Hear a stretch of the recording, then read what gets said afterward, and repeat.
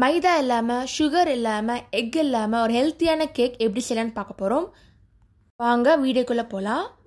நல்லா கட் பண்ணி பாருங்கள். நல்லா சாஃப்டாக இருக்கும், நல்லா பஞ்சு மாதிரி இருக்கும், சாஃப்டாக இருக்குது பாருங்கள். டோமினோஸ் ஸ்பெஷலில் சூப்பரான ஆஃபர் போயிட்டு இருக்குது. ஸ்க்ரீனில் தெரிய கூப்பன் கோடு போட்டிங்கன்னா அதில் ஆஃபர் கிடைக்கும்.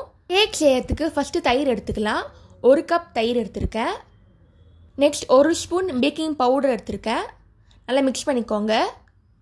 1 கப் தயிருக்கு 1.5 கப் வெல்லம் எடுத்திருக்கேன். நல்லா மிக்ஸ் பண்ணிக்கோங்க.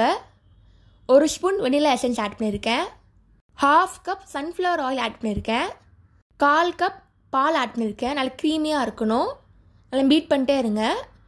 இந்த மாதிரி இருக்கணும் டெக்ஸ்டரு. நெக்ஸ்ட்டு 1.5 கப் கோதுமை மாவு எடுத்துக்கோங்க. நல்லா மிக்ஸ் பண்ணிக்கோங்க. ஜலிச்சு போடுங்க, அப்போ தான் நைஸாக இருக்கும். இப்போ நல்லா மிக்ஸ் பண்ணிக்கலாம். 1 ஸ்பூன் பேக்கிங் சோடா ஆட் பண்ணுறோம். நல்லா மிக்ஸ் பண்ணிக்கோங்க. நல்லா திக்காக இருக்கணும் மாவு. இப்போ ஸ்பேச்சுலா எடுத்துக்கோங்க. ஓரெல்லாம் ஒட்டாமல் வரும்.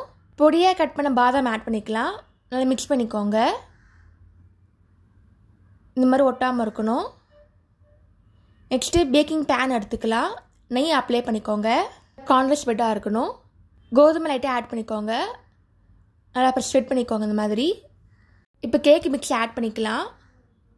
நல்லா ஈவனாக ஸ்ப்ரெட் பண்ணிக்கோங்க. டேப் பண்ணுங்கள், அப்போ தான் ஏர் பபிள்ஸ் இல்லாமல் இருக்கும்.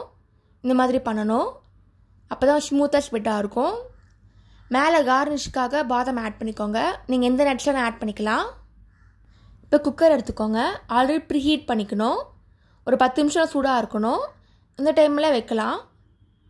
ஒரு 40 மினிட்ஸ் வைங்க குக்கரில். நல்லா ஈவனாக வெந்துடும்.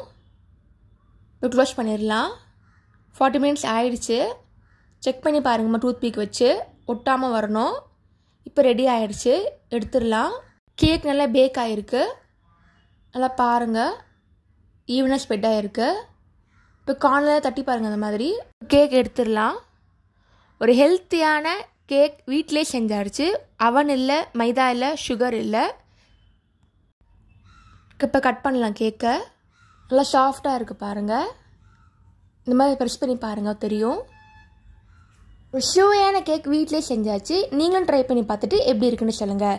இந்த மாதிரி சிம்பிள் ரெசிபி சேனல் போட்டிருக்கேன், அதையும் மறக்காமல் செக் பண்ணி பாருங்கள். தேங்க்ஸ் ஃபார் வாட்சிங். லைக் பண்ணுங்கள், ஷேர் பண்ணுங்கள், சப்ஸ்கிரைப் பண்ணுங்கள்.